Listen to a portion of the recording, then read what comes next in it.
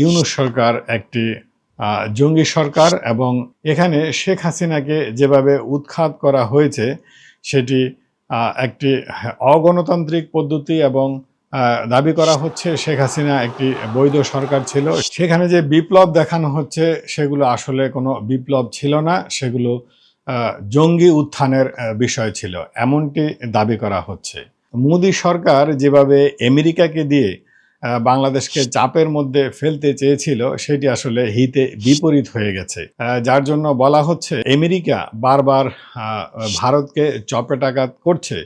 যেমন ধরুন 20 জানুয়ারি যখন ডোনাল্ড ট্রাম্প শপথ নেবেন তার কিছুদিন আগে থেকে বিজেপির নেতা শুভেন্দু অধিকারী সহ আরও বিজেপির যে কলকাতা ভিত্তিক নেত্রী রয়েছে তারা বারবার বলতে থাকলো যে 20 তারিখের পরে বাংলাদেশ থাকবে কিনা, ইউনূস সরকার টিকবে কিনা, ইউনূস সরকার পালিয়ে যায় কিনা, কে জানে কি হয়, আমরা সেই অপেক্ষায় আছি।